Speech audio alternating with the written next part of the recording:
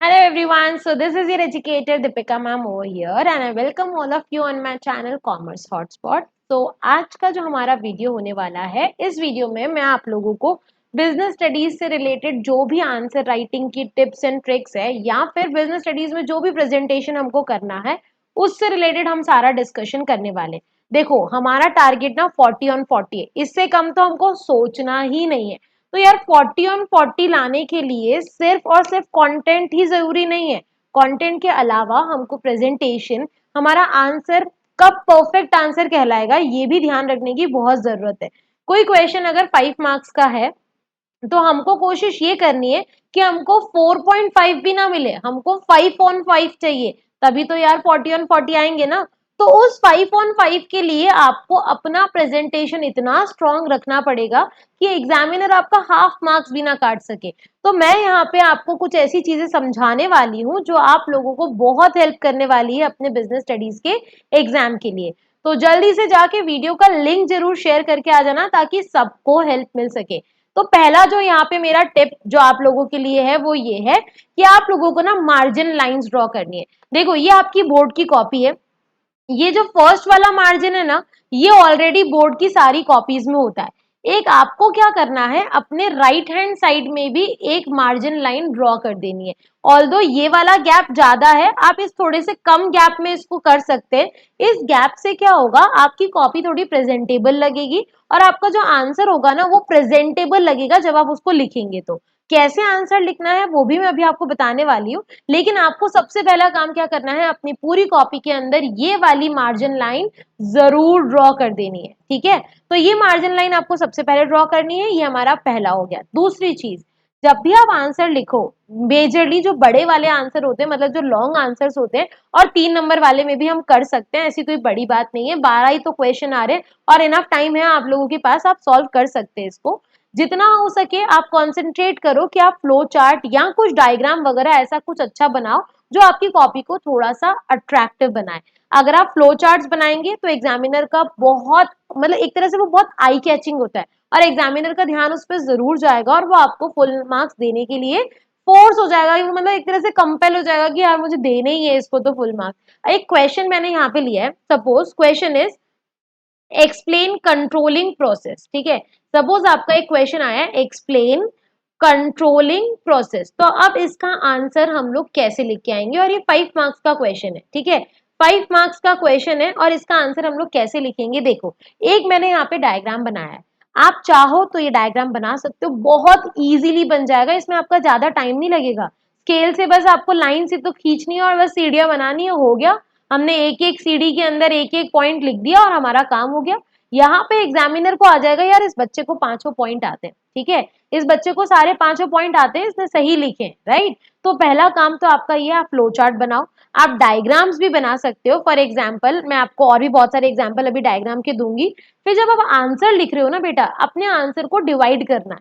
कैसे डिवाइड करना है, पहले आप इंट्रोडक्शन लिखोगे, फिर आप एक्सप्लेनेशन लिखोगे और फिर कंक्लूजन। अब फॉर एग्जाम्पल क्वेश्चन क्या था, कंट्रोलिंग प्रोसेस, आप डायरेक्ट भाई भिड़ते ही पांचों पॉइंट लिखना स्टार्ट हो गए, नहीं, this is not the right वे।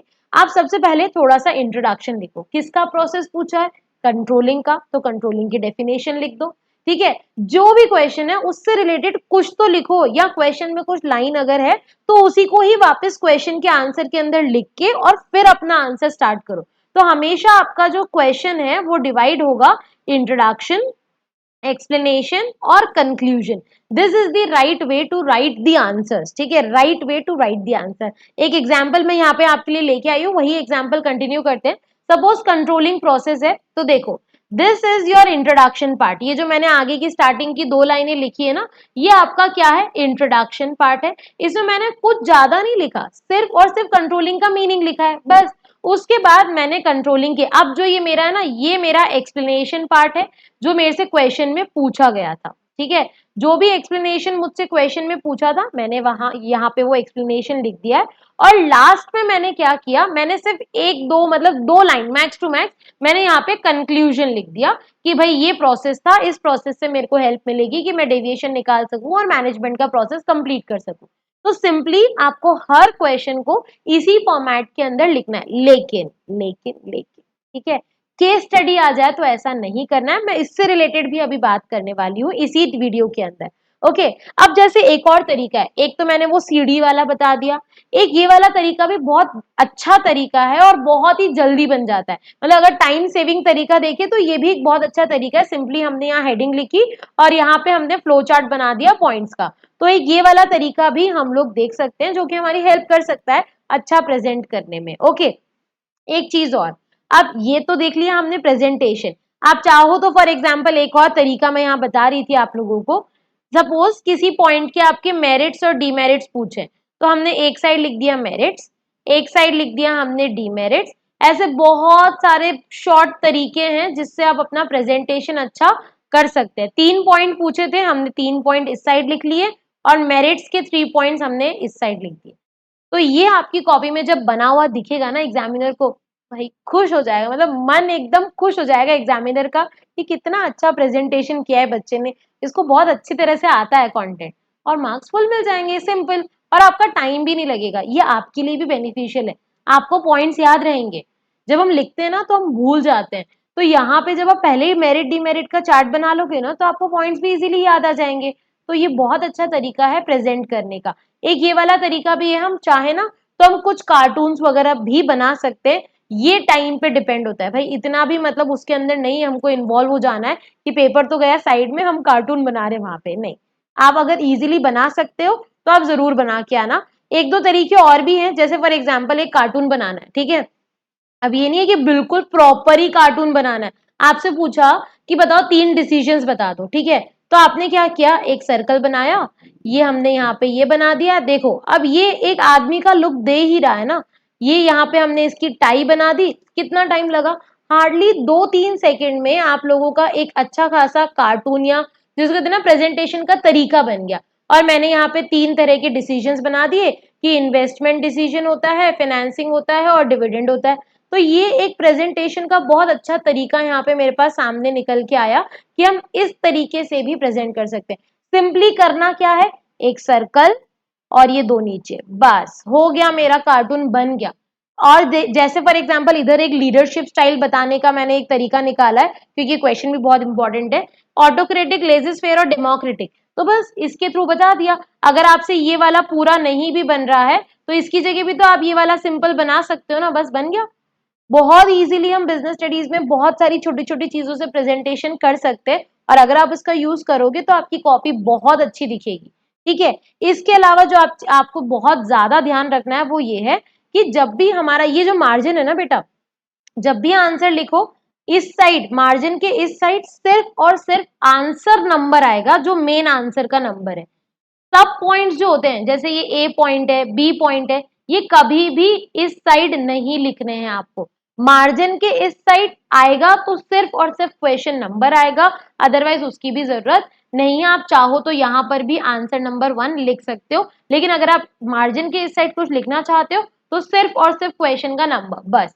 जितने भी सब पॉइंट्स है वो आपको लाइन के इस साइड ही लिखने हैं, यही सही तरीका है प्रेजेंटेशन का। एक और चीज, अगर आपने यहाँ 1 लिख दिया है तो आप यहाँ 1-2 नहीं लिखोगे, एग्जामिनर कंफ्यूज हो जाएगा, ठीक है। आप यहाँ पे ए बी का यूज कर लो, आपको चाहिए आप रोमन नंबर वाले 1-2 यूज कर सकते हो। तो आपको ये बहुत चीजों का, छोटी छोटी चीजें हैं लेकिन बहुत ध्यान रखने वाली है, तो आप इनका ध्यान जरूर रखिएगा ताकि आप अपनी कॉपी को एक परफेक्ट कॉपी बना सको।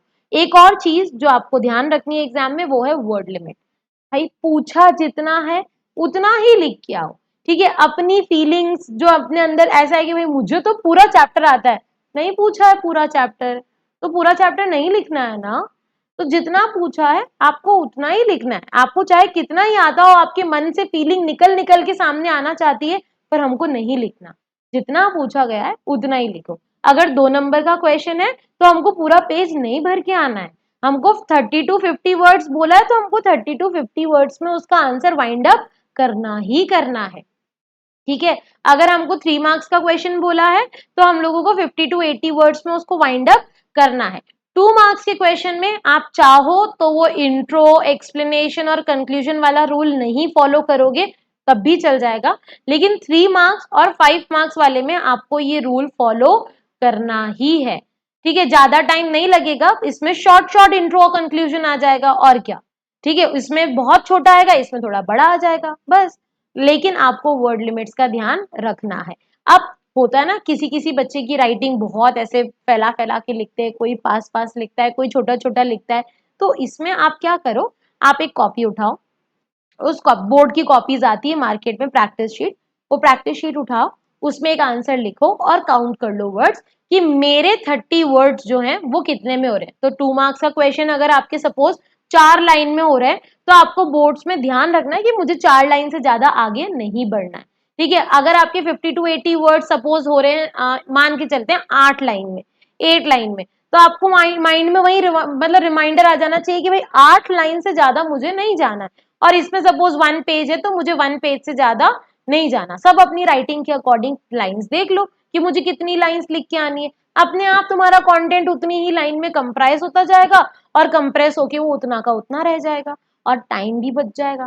क्योंकि जब हम इमोशंस में बह के वर्ड लिमिट क्रॉस करते हैं ना, तो हमारा पेपर पूरा नहीं हो पाता।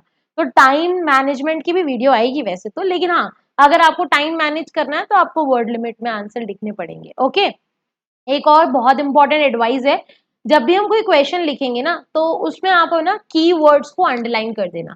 जैसे फॉर एग्जाम्पल, फर्स्ट यहाँ पे फैक्टर्स अफेक्टिंग डिविडेंड डिसीजन एक क्वेश्चन है, अर्निंग हमने पहला पॉइंट लिखा। अब अर्निंग का एक्सप्लेनेशन मैंने लिख दिया है, मैंने क्या किया, करंट एंड पास्ट अर्निंग यहाँ पे हाईलाइट कर दिया। मतलब मैंने एग्जामिनर को बता दिया कि ये है मेन इस क्वेश्चन में जो मेजर जो एक्सप्लेनेशन रामायण मैंने लिखी है, उस रामायण के अंदर ये है मेजर पॉइंट। ठीक है, स्टेबिलिटी ऑफ अर्निंग में मैंने लिखा स्टेबल अर्निंग पे हाईलाइट कर दिया और हायर डिविडेंड पे हाईलाइट कर दिया। मतलब एग्जामिनर को पता है कि स्टेबल अर्निंग है, हायर डिविडेंड देना है, अनस्टेबल अर्निंग है, स्मॉलर डिविडेंड देना है, खत्म, आंसर पूरा वहीं क्लियर हो गया। स्टेबिलिटी ऑफ डिविडेंड में देखो पोटेंशियल वाली लाइन को हाईलाइट कर दिया। ठीक है, अपॉर्चुनिटी ग्रोथ में अगर ग्रोथ अपॉर्चुनिटी है, गुड ग्रोथ अपॉर्चुनिटी, तो मोर रिटेन, इसको हाईलाइट कर दिया। तो ऐसे करके कीवर्ड्स को हाईलाइट कर दो। इन हाईलाइट करने से क्या होगा, तुम्हारा एक्सप्लेनेशन में थोड़े बहुत अगर ग्रामेटिकल एरर्स है भी ना, तो वो चल जाएगा, उसमें कोई फर्क नहीं पड़ेगा, एग्जामिनर इतना ध्यान नहीं देगा और वो फुल मार्क्स दे देगा अगर तुम ये हाईलाइट वाला सिस्टम फॉलो करते हो। तो अंडरलाइन करना है, और ब्लैक पेन हम नहीं यूज कर सकते, तो आप पेंसिल से हाईलाइट कर सकते हो। ठीक है, चलो, अब केस स्टडीज। अब मैम क्या केस स्टडीज के अंदर भी आपने जो बताया वो फॉलो करना है? बिल्कुल नहीं करना। ठीक है, बिल्कुल नहीं करना। हम केस स्टडीज में इंट्रोडक्शन, एक्सप्लेनेशन, नहीं, वो नहीं करना है। जैसे फॉर एग्जांपल एक केस स्टडी यहाँ दे रखी है, ठीक है, आपको यहाँ पे पूछा है the about discussion is indicating an important function of management, name the function, बस इतना ही पूछा है, name the function, simple, name ही पूछा है ना, बस नेम ही देना है। ठीक है, इसमें आप अपना दिमाग नहीं लगाओगे कि मैं उस पर एक्सप्लेन करूं। अगर नेम एंड एक्सप्लेन बोला होता तो नेम और एक्सप्लेन करते। ठीक है, लेकिन सिर्फ नेम बोला है तो हमको नेम ही लिखना है। केस स्टडीज के केस में you have to be very very specific कि जो मुझसे पूछा है मुझे उसी को बताना है। ठीक है, अब आगे क्या बोला है, the management function identified in part A follows a particular process, explain the step of this process. ये 2 नंबर का क्वेश्चन है बच्चा। ठीक है, 1 नंबर इसका और 1 नंबर इसका। सिंपली इसका आंसर था स्टाफिंग, तो फर्स्ट वाला स्टाफिंग डायरेक्ट लिख दिया। सेकंड वाला रिक्रूटमेंट, और यहाँ पे देखो इन्होंने बोला था एक्सप्लेन दी स्टेप, एक्सप्लेन करने बोला था, तो इसीलिए हमने यहाँ पे इसको एक्सप्लेन कर दिया। सिंपल, केस स्टडीज जब भी आएंगी you have to be very very specific कि आपको जो पूछा है आप सिर्फ वही आंसर दोगे, आप एक्स्ट्रा उसके अंदर कुछ नहीं लिख के आओगे। जब एक्सप्लेनेशन वाला आंसर है तो आप इंट्रो, एक्सप्लेनेशन, कंक्लूजन वाला सिस्टम फॉलो करो, लेकिन जब ये वाला केस स्टडीज वाले क्वेश्चन है तो आपको स्पेसिफिक रहना है, टू द पॉइंट रहना है, कुछ एक्स्ट्रा नहीं लिख के आना। Okay, so I hope this video was helpful for all of you. अभी के लिए बाय बाय, लेकिन बहुत सारी वीडियोस आपको इन 3 दिन के अंदर इस चैनल पे देखने को मिलेगी, तो स्टे ट्यून्ड। और अभी तक अगर चैनल नहीं सब्सक्राइब किया है तो जल्दी से जाके सब्सक्राइब कर लो और अपने सारे फ्रेंड्स के साथ शेयर भी कर दो। So bye bye everyone, take care, have a nice day and stay tuned.